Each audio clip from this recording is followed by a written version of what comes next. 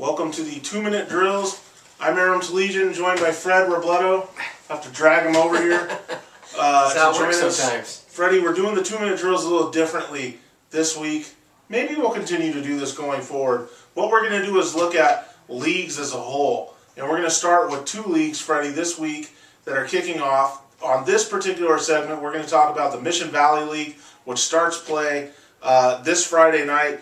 And it's a pretty interesting slate when you look at it. The 2 4-1 teams, there's actually 3 4-1 teams. Two of the 3 4-1 teams are meeting at Arroyo High School. Arroyo hosting Gabrielino. Then you drop down to Rosemead, the other 4-1 team. They're hosting Mountain View, right, who's kind of an upstart team at 3-2. That's an interesting game. Then you have the rematch of last year's league championship game. The right, 2 teams that split the league title but have fallen on hard times this season. They're both 1-4. The blood in, blood out game. El Monte at South El Monte, Freddie. Yeah, no, that's well, that's of the 3 games. I think that's the least one that I'm looking forward to, and I hate to use those words because El Monte, South El Monte is always a great rivalry. I was just saying, but both these teams are pretty down this year. El Monte, obviously not the team that they were last year. South El Monte's struggling as well. I think if we're going to start with that game right there. That was a game everyone wanted to see last year. Yeah, well, whoever loses this game, you can completely ride out of the playoffs. Yeah, you'll have 0 chance. Because the other 4 teams in this league are actually doing pretty good right now, and you can throw Mountain View in that mix. I mean, these other 2 games, Gabrielino, Arroyo, Mountain View, Rosemead, those are great games, and they've played far different type of schedules to get in the position that they are. I think Arroyo and Rosemead have played pretty decent schedules to set themselves up. Not so sure about Gabrielino. Mountain View's been an interesting team. Yeah. That Mountain View Rosemead game, I'm really interested to see how that turns out because I think that's a pick'em game. Yeah, we can go back to El Monte, South El Monte right now, Fred, and just get our predictions out of the way for that game. You know, El Monte, them being in a little bit of a rebuilding year, doesn't come as a surprise to anybody. They lost B-Mart last year, Tribune Player of the Year. They lost Abel Barras. Everyone kind of knew that was their once-in-a-lifetime team. And now they're 1-4, obviously. But South El Monte, people kind of expected to stay competitive and stay solid, and they really haven't been, Fred. They've been kind of worked over in a lot of their games. Having said that, I still think South El Monte is going to get this win on. Yeah, no, I have South El Monte too. I think they've been a little better of the 2, although both of them have been down. Been kind of concerned how bad El Monte's losing some of these games, and I think last year watching them when they had the dynamic offense, I remember they never punted the ball. They were always going for a 4th down, always going for 2, really being risky. I don't know. I don't know if that's the way to go when you're 1-4 and you're trying to scratch out wins. I think they need to be a little bit more careful how they manage the football game because they don't have those pieces that they had last year, Aram. And from what I understand, they're still kind of gung-ho and always going for it. And those are the kind of things that you lose football games like that. Yeah. Right. I like South El Monte. Okay, we both agree there, Freddie. Moving over to Rosemead. Rosemead at 4-1, Fred. It's kind of nice to see them, a traditional power in the Valley, having a decent season again.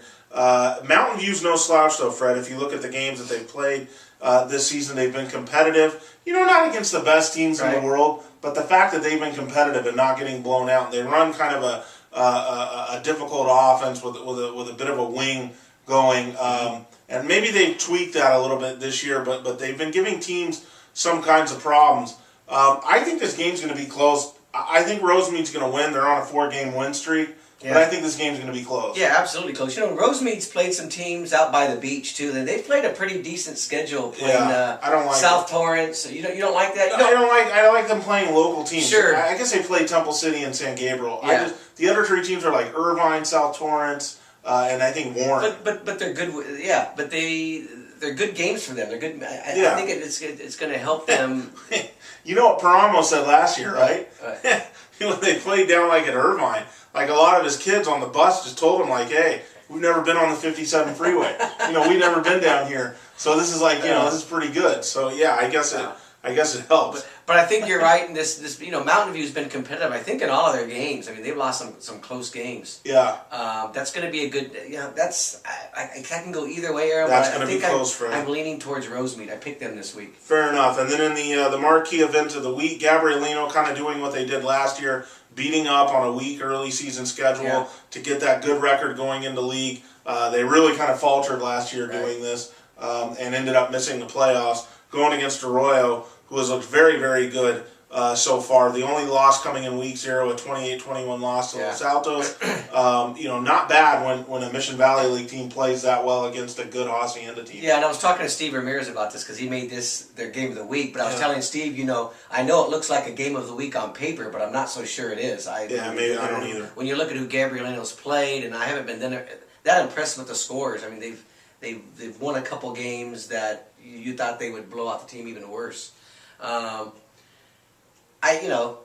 This reminds me of San Dimas Northview last year when we were kind of building up. Hey, both teams are undefeated going to the finale, but you just knew how that was going to turn out in the Valley League. Both teams are 4-1, but I like Arroyo by 3-4 touchdowns in this game. Yeah, isn't it amazing how Nathan Cotto, 2 years ago they have Rivera. Cotto takes over last year. He wears number 10. He had kind of a shaky year. And in this year, the development leads them to a passing league championship in the SGV shootout. And he's played the season just how he was in the summer, spraying the ball all over. He's among the Valley leaders, Freddie, in passing, up there with like Koa Haynes and whatnot. And then Nico Lozano, the receiver, his top target, he's also up there. So again, it looks like Arroyo's gone back to having those two good offensive weapons. Member of the year was Rivera and Duran. Now it's, Cotto. And that's the product, Aram, of having a coach who's been there a long time, who knows what he's doing, a great coach, Singheiser. Yeah. They're not going to be down. You see South El Monte down now for a long, it's been a while. That's not going to happen to Arroyo. They may have 1 year, that post-Rivera year, but he's going to get them right back on track. He's going to get a quarterback. They're going to throw for yards. I mean, he has a system that works. He understands those kids, and I'm not surprised. I'm a little surprised they've done as well as they have since the Los Altos loss. I wasn't sure they were going to be this good. They whipped La Puente, whipped Roland. Yeah, and La Puente's, you look at it now, some of their record, they smacked Covina pretty good. And, Arroyo's a good team. Definitely Arroyo and Rosemead are the favorites in the Mission Valley League. Yeah, you mentioned that, Arroyo year in, year out, Freddie. I don't think we give them enough credit, as a program for being the kind of consistent winner. I mean, obviously, they've had their troubles here and there getting out of the first round of the playoffs.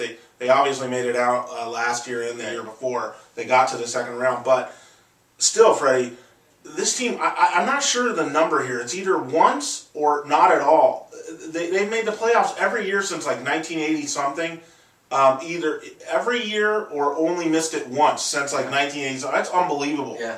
Especially when demographics change, things change. This program keeps rolling. And these aren't schools, and Arroyo's been able to do it. You can make that excuse at like a Charter Oak, well, they get these players that transfer to the program, they're good every year. Or South Hills, where they had it going, winning 4 championships with the Bogan, or Los Altos and Gano. Yeah. That doesn't happen at Arroyo. Singheiser does it with the same neighborhood kids that kind of just grow into his program. Right. And there's no really advantage in the Mission Valley League in that regard. All of them kind of take what they get, and then you've got to coach them up. Right. That's tells you all you need to know about Jim Singheiser. Yeah, and they keep them, which is good. I should say that. They have lost some kids to Alma, good athletes that otherwise would have gone to the They lose kids rather than gaming them if you're going to make any kind But they're never really in the program to begin with.